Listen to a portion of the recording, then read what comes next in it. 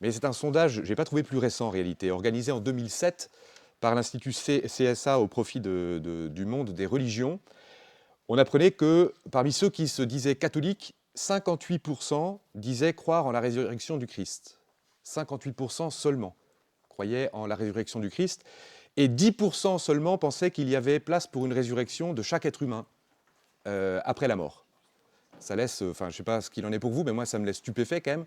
58% de ceux qui récitent chaque dimanche qu'ils croient en la résurrection de la chair ou la résurrection des morts, que Jésus est ressuscité le troisième jour conformément aux Écritures, et qui vous disent en même temps, ouais, je ne suis pas tout à fait convaincu. Voilà, et ça c'était les catholiques au sens large. Mais il y a un autre sondage qui nous montre que parmi les catholiques, alors vraiment pratiquants, qui vont même à la messe plus d'une fois par semaine, eh bien, 30% se disent sceptiques quant au fait historique de la résurrection de Jésus. C'est tout de même assez alarmant, à mon sens, surtout lorsqu'on connaît la phrase de l'apôtre Saint Paul, hein, dans la première aux Corinthiens, chapitre 15 pour les Fayot, si le Christ n'est pas ressuscité, alors vide est notre message, vide aussi est notre foi. Si nous qui sommes dans le Christ, donc les chrétiens unis au Christ par le baptême, n'avons pas d'espoir autre que cette vie terrestre, nous sommes les plus à plaindre de tous les hommes. Fin de citation. Ainsi, le Christ n'est pas ressuscité, vide est notre message de prédicateur, et vide est votre foi de fidèle. La mort de Jésus pour nos péchés et sa résurrection sont évidemment le cœur de la foi chrétienne. C'est ce qu'on appelle le kérygme, hein, kérygma en grec, ou kérugma, ça signifie quoi? Ça signifie proclamation à haute voix. Et de fait, lorsqu'on regarde les actes des apôtres, qui nous donnent un éclairage sur un témoignage sur l'Église toute primitive, on voit que très peu de temps après le fait de la résurrection, c'est le cœur de la prédication. J'en veux pour preuve la première allocution du premier des papes, donc Saint Pierre, le jour même de la Pentecôte, il se met sur un tonneau et il beugle à qui veut l'entendre et surtout à qui ne veut pas l'entendre.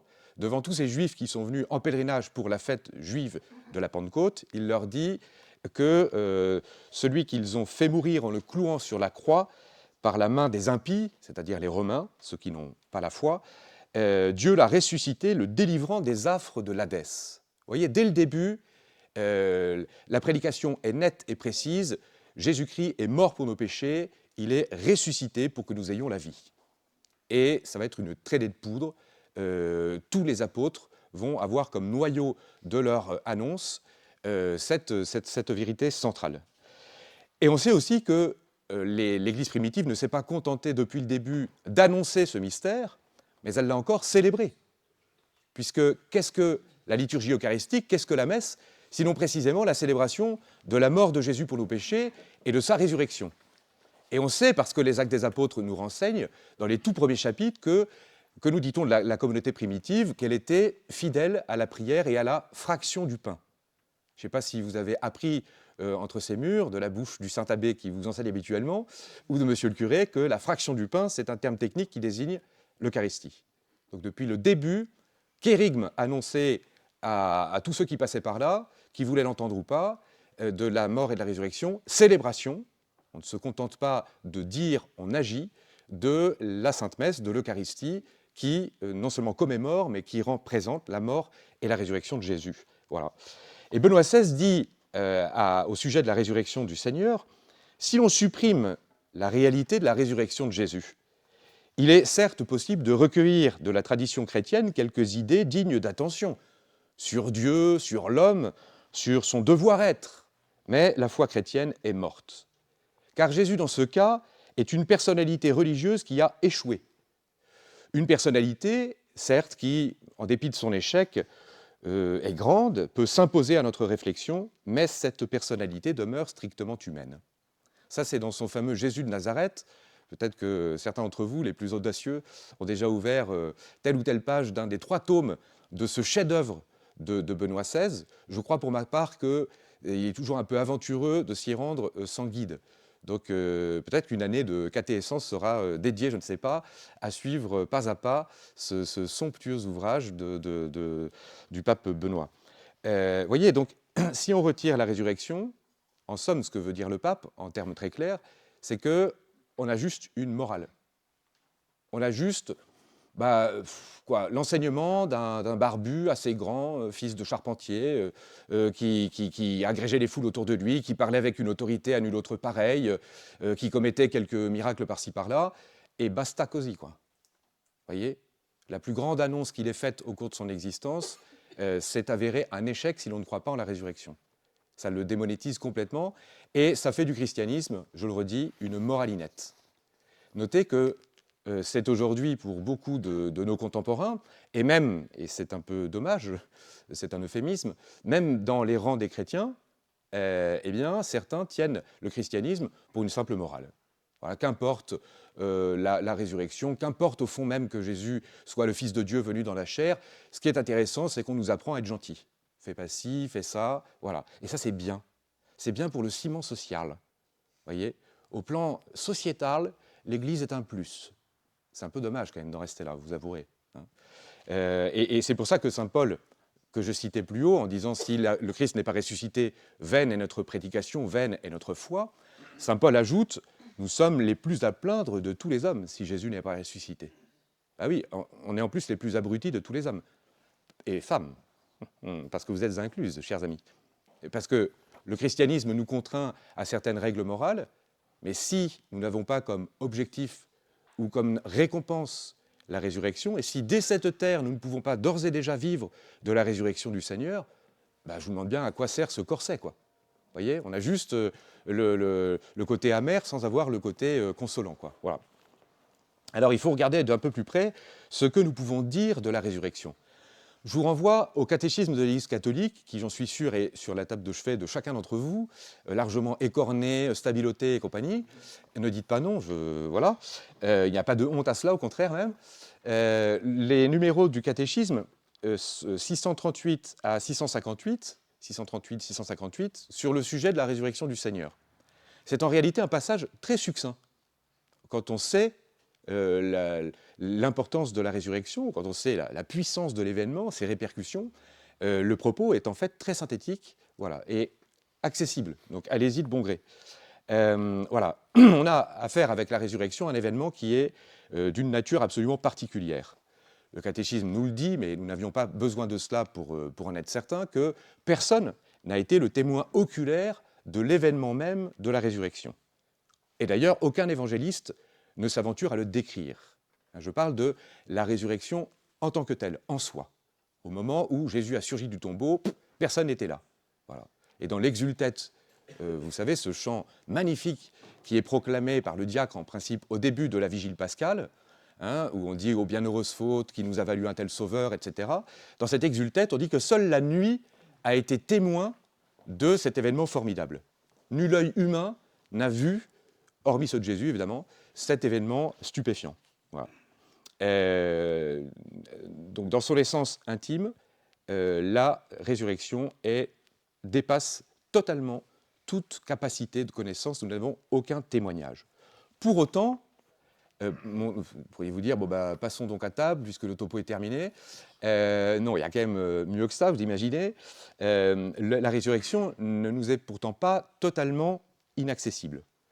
D'abord, figurez-vous qu'au plan de la logique, il est des arguments qui vont dans le sens de la résurrection, de la simple logique. Il n'y avait aucune nécessité stricte à ce que Jésus ressuscite du tombeau.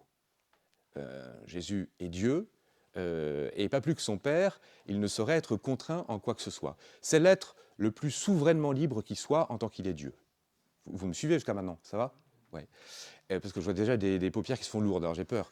Voilà, donc il n'y a aucune nécessité qui l'y poussait. Néanmoins, il y a une haute convenance à ce que Jésus soit ressuscité dans son corps. C'est saint Thomas d'Aquin qui expose quelques arguments. Je n'en retiens que deux. Vous allez voir, c'est vraiment accessible. Le premier argument, il dit, voilà, Jésus, c'est le Fils de Dieu qui a véritablement assumé la nature humaine. D'accord ? Or, la nature humaine, nous la connaissons bien, puisque nous la fréquentons assidûment, quotidiennement, vous et moi, elle est un composé d'âme et de corps. l'âme et le corps sont faits pour vivre ensemble, indissociablement. Si bien que lorsque la mort advient, il y a violence, et c'est pour ça qu'on est dans le deuil, et c'est pour ça qu'il est toujours un peu révulsant d'être devant un corps inerte, parce que l'on sent bien que ce corps est fait pour vivre animé par cette âme, d'accord? Donc si Jésus a vraiment épousé une nature humaine, il n'était pas logique qu'il restât définitivement corps et âme séparés. Si vous voulez, sa nature humaine même appelait le retour à la vie de son corps qui avait été mis au sépulcre. Ça va? Ouais. La deuxième chose, le deuxième argument de convenance que saint Thomas d'Aquin fixe, c'est puisque le corps de Jésus avait participé à toute son existence terrestre, puisque le corps de Jésus avait été investi dans tout ce que son âme humaine et sa divinité avaient décidé pour notre salut, puisque son corps a pris cher, pour parler en termes très nets, et parce que ça fait moins d'une semaine que nous avons pleuré, peut-être, devant le récit de la Passion, devant le chemin de croix, ces avanies que Jésus a subies, très violentes, il était en justice, éminemment convenable, que son corps soit rétribué. Vous voyez? Qu'il ne reste pas agir dans le tombeau, mais comme son âme, qu'il connaisse la gloire. Ça va?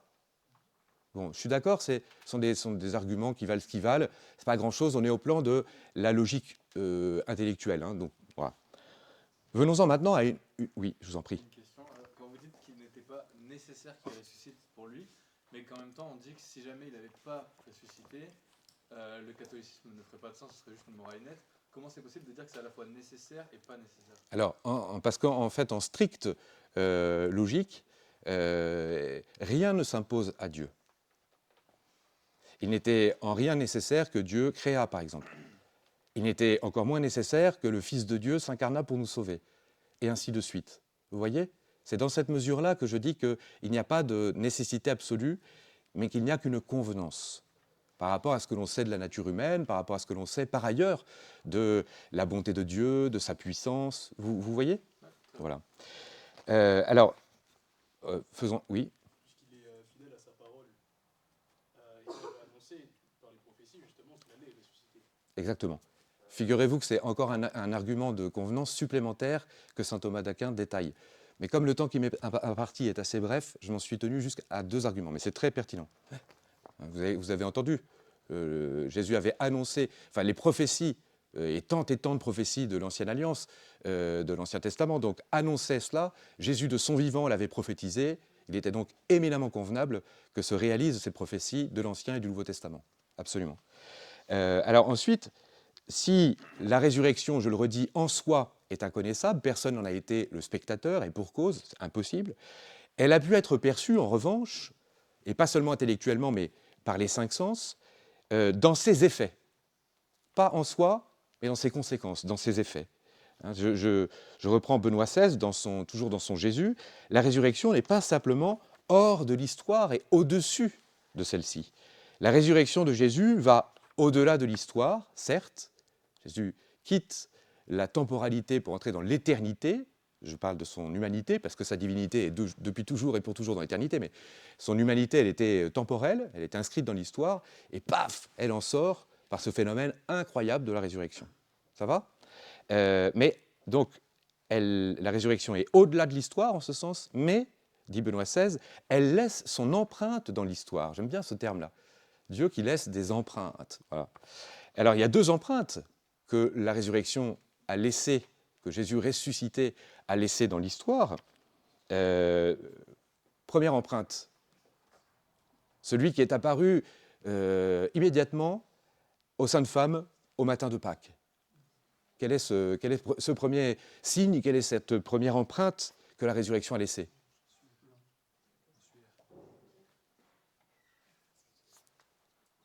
Ah oui, il faut que je parle plus fort. Bah, pourtant, bon, très bien. Ça va être un peu imprécatoire comme ça. On m'entend bien au fond? Ah bien. Bon. Alors, on disait... Non, pas du tout. Oui, c'est ça. Pas tant l'ange, non. J'ai entendu Pierre, truc. Oui, la pierre roulée, le tombeau vide, en somme, avec tout son équipement. Voilà. La pierre roulée, les linges au sol, etc. Exact. Et deuxième empreinte, alors là, beaucoup plus fulgurante, celle-ci. Elle n'était pas inerte, mais vivante. Suivez mon regard. Bah ouais, le corps de Jésus ressuscité qui apparaît à ses disciples stupéfaits. Alors, un mot sur la crédibilité à accorder quand même à ceux qui témoignent avoir vu Jésus ressuscité. Hein, et même d'avoir vu le tombeau ouvert, les linges. Peut-être, je crois même que l'abbé vous en a parlé de la crédibilité des évangiles, n'est-ce pas? Je me trompe? Vous vous souvenez plus, mais je crois bien. Bon. Alors, il faut écarter d'emblée des accusations récurrentes contre ces braves écrivains du Nouveau Testament, les pauvres, voilà, qui témoignent et qui recueillent le témoignage de personnes qui ont vu aussi, si eux-mêmes n'ont pas vu directement. On dit, bah voilà, c'est le fruit d'un délire mystique, voilà, ou d'une autosuggestion, première chose. Délire mystique, autosuggestion. Alors, quand on connaît un petit peu les apôtres, pour lire leur vie dans les évangiles, ce n'est pas des types du genre mystico. Ils sont même tout à fait terre-à-terre. Et Jésus même le leur reproche d'être trop terre-à-terre. Jean de peu de fois, mais combien de temps devrais-je souffrir de rester encore avec vous? Sans cesse, il est obligé de leur relever le regard, parce qu'ils sont le front contre terre. Voilà, ben, qu'est-ce que vous voulez? C'est des pêcheurs du lac de Tibériade. Enfin, c'est des gars, voilà, aux mains calleuses. On leur fait pas des plans sur la comète, quoi. Donc, considérer qu'ils ont subi comme ça une espèce de flamme mystique, c'est les mal connaître en fait.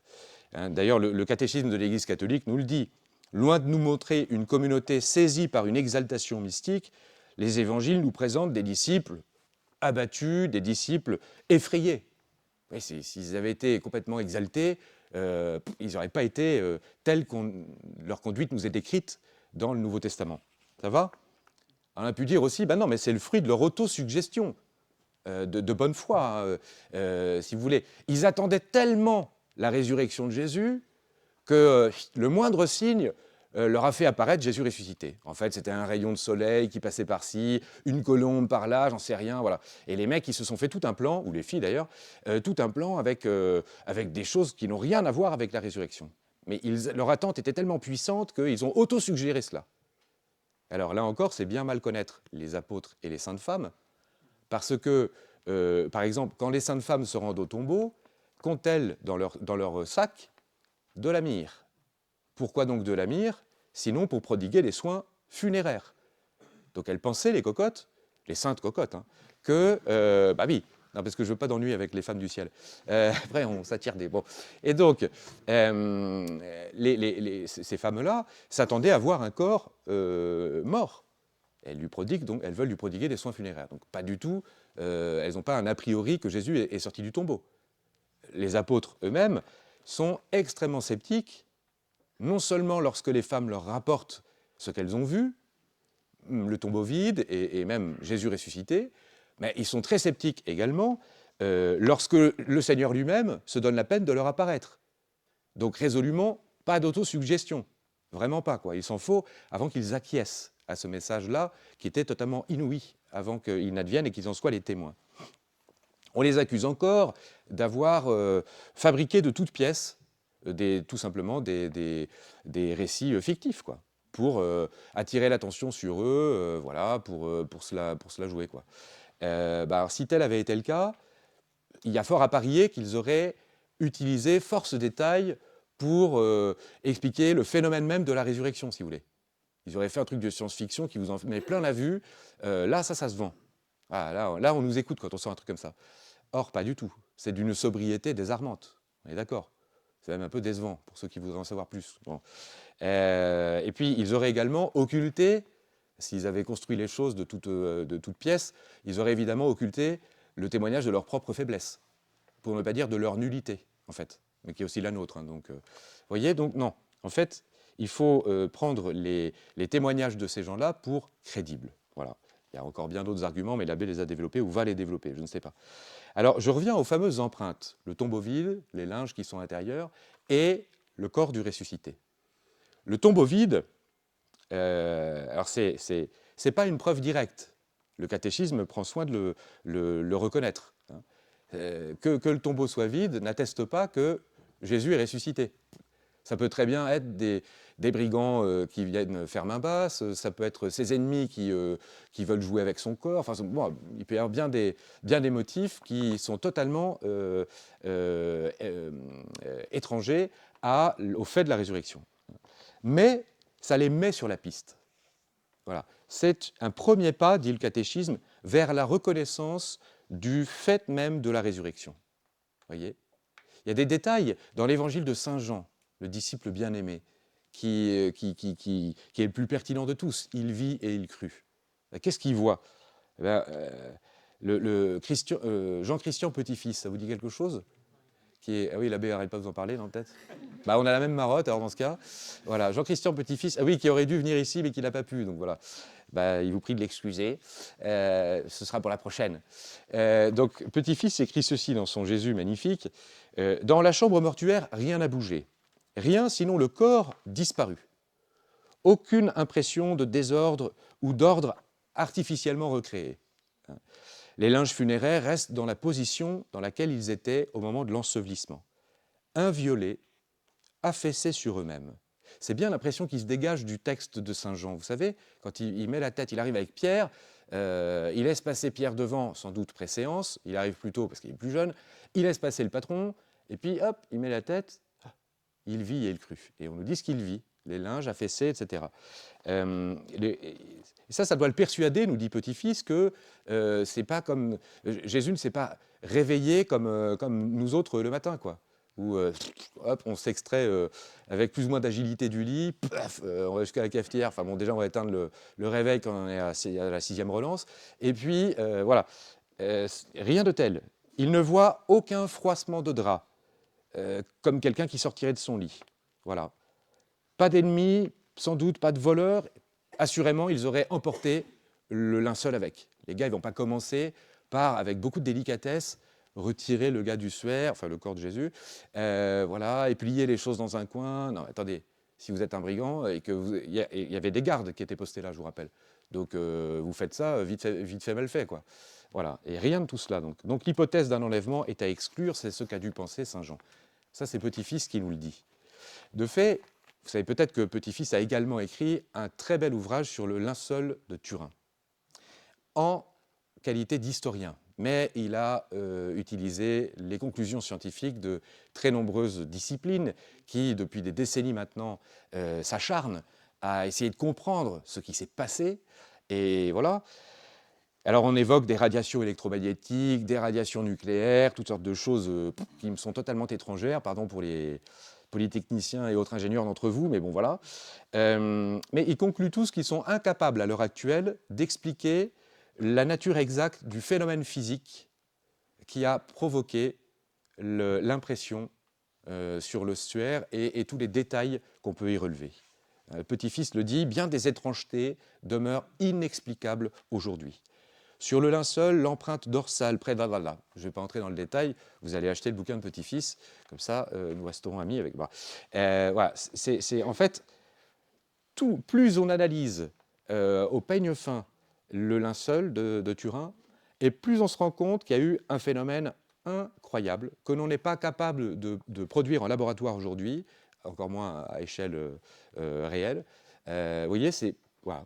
Ça nous donne un complément encore d'informations quant au tombeau et quant aux linges qui ont été retrouvés dans ce même tombeau. Deuxième empreinte de la résurrection, évidemment, le corps du ressuscité, je le disais.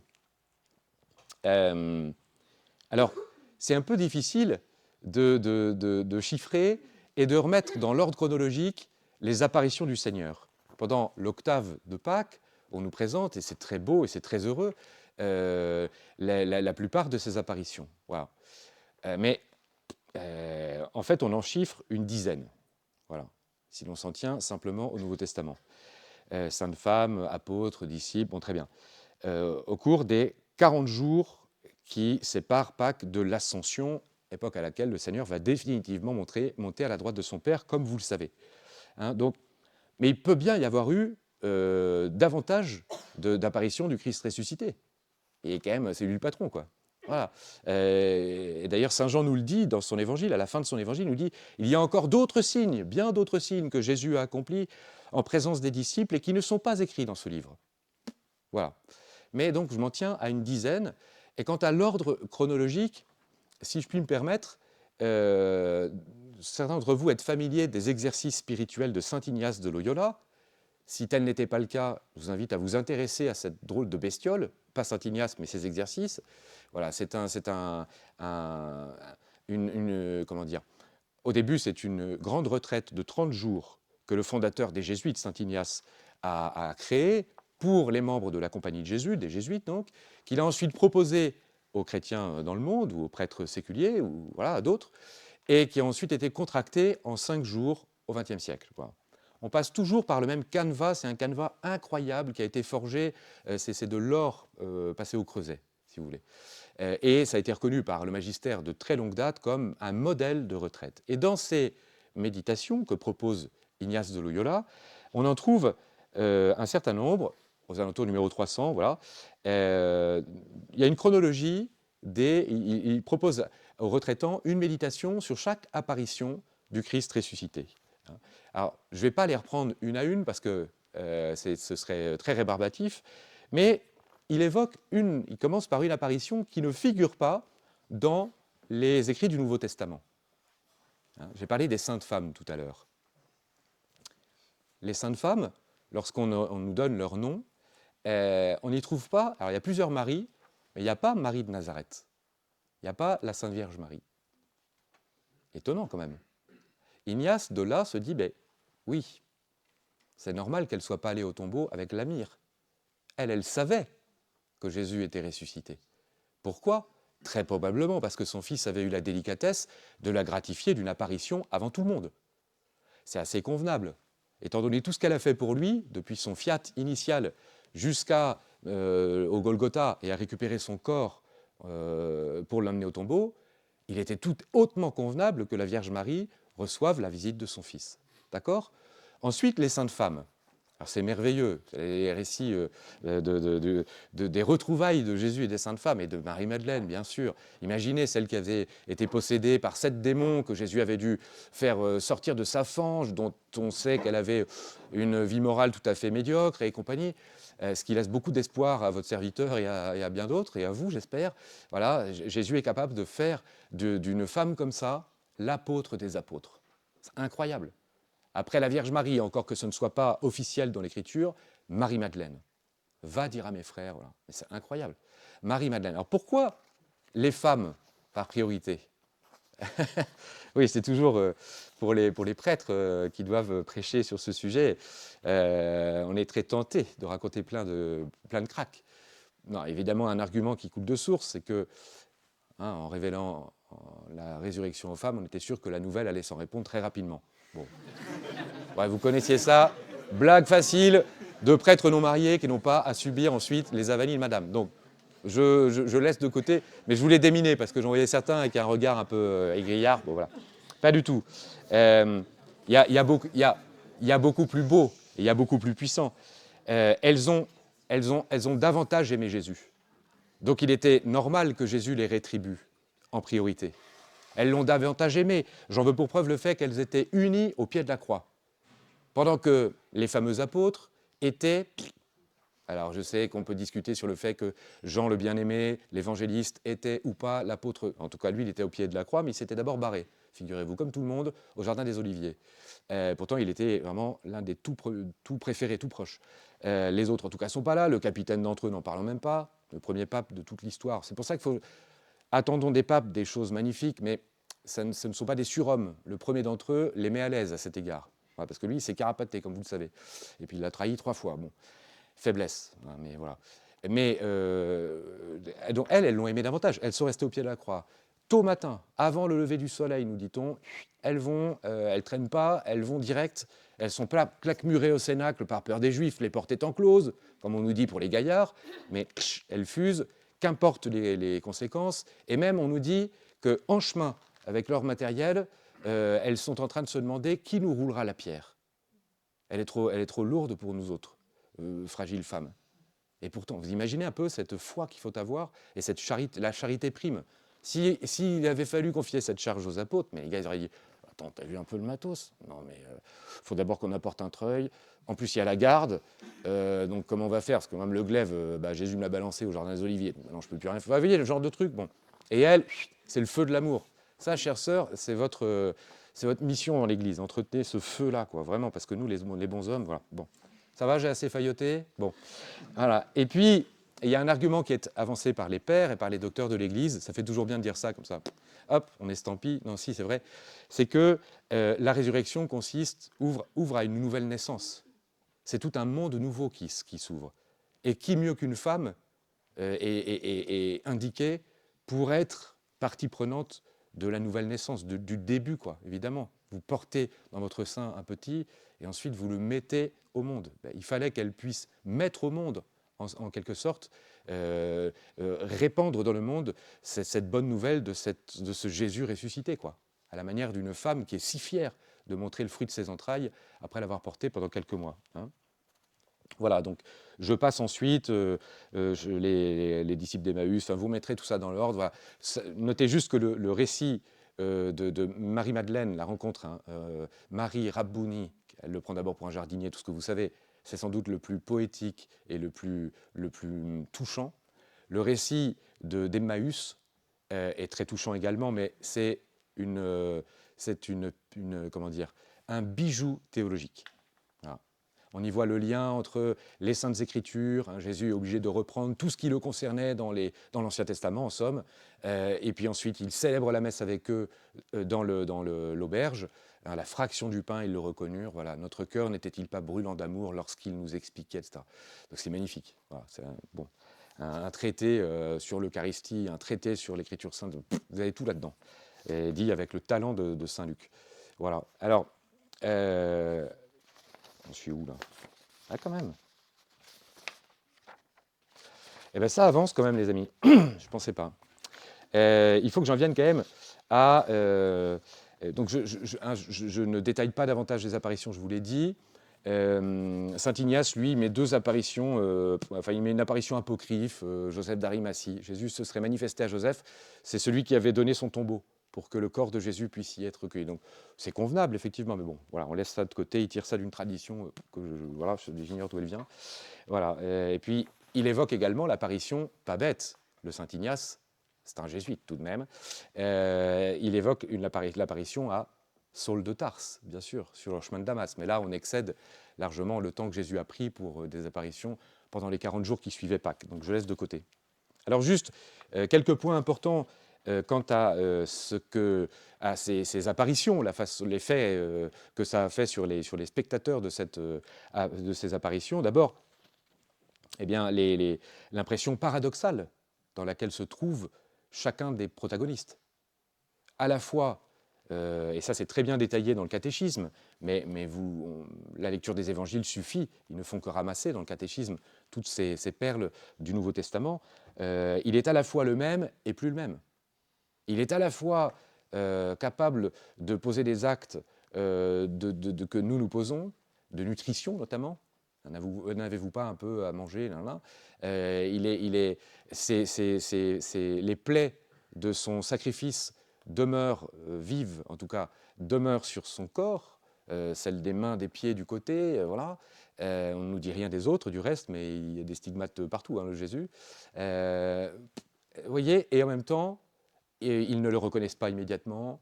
Il passe les murailles, puisqu'il vient au sein du cénacle, les portes étant closes. Il va, il vient à sa discrétion. Vous voyez, il suscite le scepticisme. On le prend pour un fantôme, il est obligé de les en détromper. Donc c'est très étonnant, cette espèce à la fois d'identité du corps de Jésus, corps glorieux, corps avant sa mort, et en même temps, très grande différence. Vous voyez ? Le catéchisme commente en disant que c'est un événement, l'être de Jésus est à la fois historique et transcendant. En fait, il a ouvert une voie. Hein. Le pape Benoît XVI, dans son Jésus, a des considérations magnifiques sur ce qu'il appelle le saut qualitatif. Voilà. Le saut qualitatif, il dit, voilà, cet événement fait partie de l'histoire. Il y a bien eu un instant où Jésus est ressuscité, le corps de Jésus est ressuscité, cet événement fait éclater en même temps le domaine de l'histoire et va bien au-delà de celle-ci. Dans la résurrection, un saut ontologique, un saut qualitatif a été réalisé. C'est vrai que c'est fou, quoi. C'est comme si Jésus, on parle beaucoup des plafonds de verre, là, percer le plafond de verre, c'est le rêve de certains élus, bon, très bien. Là, on est dans une autre dimension quand même. Hein. Enfin, vous imaginez, c'est terminé, ô mort, où est ta victoire? Jésus l'avait dit avant, j'ai vaincu le monde, le prince de ce monde ne peut rien sur moi. Et là, paf, c'est opéré, il a définitivement crevé, d'abord éclaté, pulvérisé cet ennemi du genre humain qu'est la mort physique, mais aussi mort morale du péché. Et maintenant, et Saint Paul a des expressions fameuses sur le triomphe du Christ. Il le compare à un général qui rentre d'un théâtre d'opération où il a remporté une victoire écrasante. Il a droit à son triomphe et il traîne ses esclaves dans son sillage, ou plutôt on les traîne pour lui, parce que voilà. Et c'est ce que Saint Paul exprime avec des mots qui sont très très touchants, très galvanisants. Quand vous n'avez pas le moral, vous allez faire un tour vers ces passages de Saint Paul. Ah, mais vous retrouvez du steak. Non, mais c'est vrai, c'est magnifique, quoi. Jésus, non, nous n'avons pas suivi un loser. Nous avons suivi le champion, quoi. Celui qui a triomphé avec cette suprême majesté, suprême délicatesse, en plus d'accorder le pardon avant de mourir. Non, mais quelle magnanimité, quoi. Le droit de grâce étant l'une des prérogatives impériales ou royales, ah bah lui, il l'a exercé pour toute l'humanité. C'est pas compliqué. Génial, quoi. Le gars, on n'est même plus au Colisée, là. Enfin, voilà. Donc, c'est évidemment cet entre-deux stupéfiant, déroutant pour les apôtres, les saintes femmes et les disciples, qu'il faut prendre en compte. Il y a aussi autre chose. On s'aperçoit qu'il ne suffit pas qu'il rencontre le ressuscité en chair et en os. Il ne suffit même pas qu'il touche les plaies, qu'il mette la main dans son côté lorsque Jésus les y autorise. Ça ne suffit pas. Voyez, un mort aurait beau ressusciter, il ne croirait toujours pas. Jésus l'avait dit à la fin d'une parabole, la parabole de Lazare et du mauvais riche.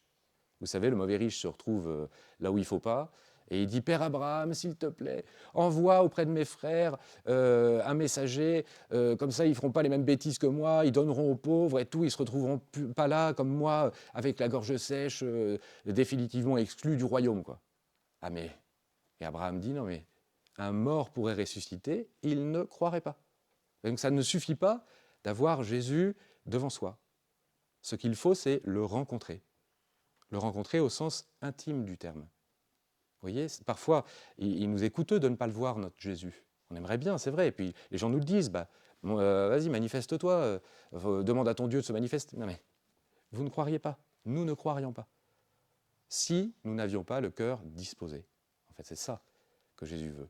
Et c'est pour ça qu'il les amène, comme un pédagogue parfait qu'il est, petit à petit, à reconnaître dans la foi, à recevoir dans la foi ce phénomène incroyable qu'est la résurrection.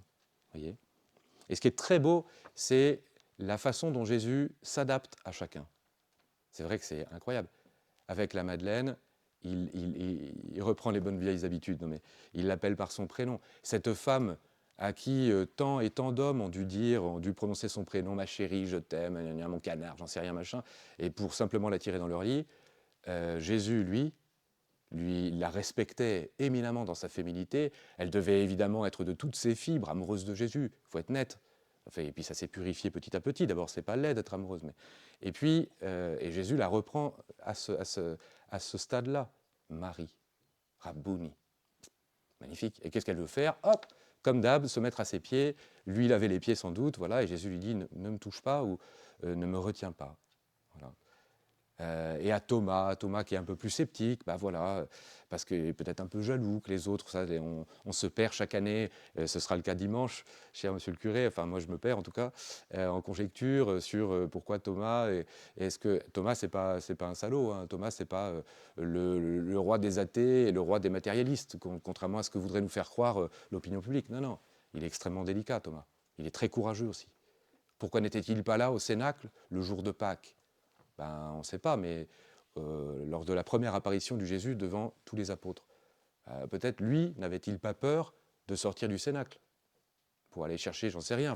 Tout est permis. Les pères ont déjà complètement quadrillé le terrain. Bon. Mais c'est très beau. Tu as besoin? Mais viens, avance ta main. Mais cesse d'être incrédule. Crois à la parole de tes frères. Comme toi, je les ai envoyés pour qu'ils témoignent de la vérité. Aie confiance. Vous allez devoir marcher ensemble, les gars. Vous voyez? Et ainsi de suite. C'est magnifique. Enfin, vraiment, il y en a pour tout. Chacun peut se retrouver dans la figure de tel ou tel. Voilà. Et puis enfin, je termine en disant que ce qui est magnifique aussi, c'est la pudeur avec laquelle Jésus se manifeste ressuscité. La délicatesse, non seulement parce qu'il s'adapte à chacun, comme je l'ai dit, non seulement parce que c'est le pédagogue qui permet à chacun de prendre son temps, le temps qu'il lui faut, mais ce qui est tout à fait édifiant, c'est la manière extrêmement humble avec laquelle il se manifeste. Il n'est pas là, à la face de tous, sur un chariot de feu, ce que j'avoue, j'aurais aimé qu'il fasse de temps en temps, mais je vous ai dit tout à l'heure, ça ne servait à rien. Un mort pourrait ressusciter, etc. Mais je cite Benoît XVI, c'est vraiment, voilà, je ne saurais pas dire aussi bien que lui, bien sûr. Il dit, c'est bien le propre du mystère de Dieu d'agir de manière humble. Continuellement, il frappe humblement aux portes de nos cœurs, et si nous lui ouvrons, lentement, il nous rend voyants.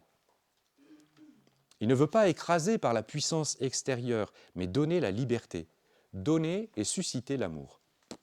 Si nous écoutons les témoins avec un cœur attentif, si nous nous ouvrons aux signes par lesquels le Seigneur les accrédite toujours, alors nous dirons et nous saurons, il est vraiment ressuscité, il est vivant. Vous voyez cette délicatesse qui est vraiment la marque de notre Dieu, quoi. C'est un des éléments qui permet de savoir, dans le discernement des esprits, si on a affaire vraiment aux impulsions du Saint-Esprit, aux impulsions de Jésus, du Père, ou si c'est l'autre. Vous voyez, l'autre c'est l'accusateur, l'autre c'est le diviseur. Il veut nous convaincre de progrès spirituel, hâtif, pour bien bousiller la bête. Allez, vas-y, juste pour nous casser. Et puis dès qu'on tombe, alors, je croyais que tu étais un bon chrétien. L'accusateur, l'ennemi du genre humain, l'homicide dès le commencement. Et donc il vous met, au début ça peut être plaisant, ça peut être galvanisant, mais très rapidement on paye et on paye cash. Avec Dieu, rien de tel. Dieu, c'est toujours la douceur, la paix. Ah mon père, monsieur l'abbé, monsieur le curé, j'aimerais bien faire ci, ça. Est-ce que vous êtes en paix? Ben, pas trop. Ah, attendez, on va voir un petit peu, on va discerner. Vous voyez, la paix, la douceur, la délicatesse de Dieu, quoi. Et je termine ma conclusion en disant que, juste en citant, en m'appuyant sur ce terme si éloquent de la pierre roulée par laquelle tout a commencé, en fait, de cette séquence des apparitions du ressuscité. Au préalable, il a fallu que la pierre soit roulée, voilà, pour qu'on puisse accéder au tombeau. Donc, rouler, en latin, ça se dit revolvere. Alors, revolvere, ça a donné ce que certains d'entre vous manient, voilà, le revolver, bien sûr, mais revolvere, ça a donné aussi révolution. Et de fait, la pierre roulée est le signe encore tout à fait discret, mais efficace, de ce qui est en train de s'opérer. La révolution est en marche. Jésus, le prince, le fils de l'homme, a posé la première pierre c'est le cas de le dire, d'une révolution qui ne cessera de se répandre dans le monde connu, non seulement par la prédication et la célébration, mais aussi par la civilisation. Petit à petit, l'Évangile va pénétrer les mœurs des cités. Petit à petit, l'Évangile va entrer, alors bon an, mal an, bon gré, mal gré, avec beaucoup d'échecs, mais aussi de très belles choses, vous voyez. C'est la logique du ressuscité qui va prévaloir jusque dans la sphère temporelle. Je dis cela pour ceux d'entre vous, assez nombreux si j'ai bien compris, qui vous intéressez à la chose politique. Je ne suis pas en train de mélanger les deux sphères, spirituelle, temporelle, mais il y a un lien quand même. Voyez, et depuis que Jésus est ressuscité, les choses sont nouvelles. Je cite Chesterton, parce que je ne saurais faire un topo sans le citer, un docteur de l'Église, il mériterait, G.K. Chesterton, vous connaissez? Oh. Ouais, bon, j'espère quand même. Et Chesterton a écrit ceci: « Le 3e jour, dès l'aube, les amis du Christ vinrent au tombeau. Ils trouvèrent la pierre roulée, justement, revolvérée, et le tombeau vide. Ils comprirent chacun selon ses voies qu'il y avait eu un nouveau prodige. Mais ils ne comprirent pas que le monde était mort dans la nuit. Ce qu'ils avaient devant les yeux, c'était le premier jour d'une création nouvelle, avec des cieux nouveaux, une terre nouvelle. Et Dieu, sous l'apparence d'un jardinier, c'est comme ça que Marie-Madeleine l'a reconnu, se promenait une nouvelle fois dans le jardin, à la fraîcheur non plus du soir comme dans la Genèse, mais de l'aube. Voilà, chers amis, merci de votre attention délicate.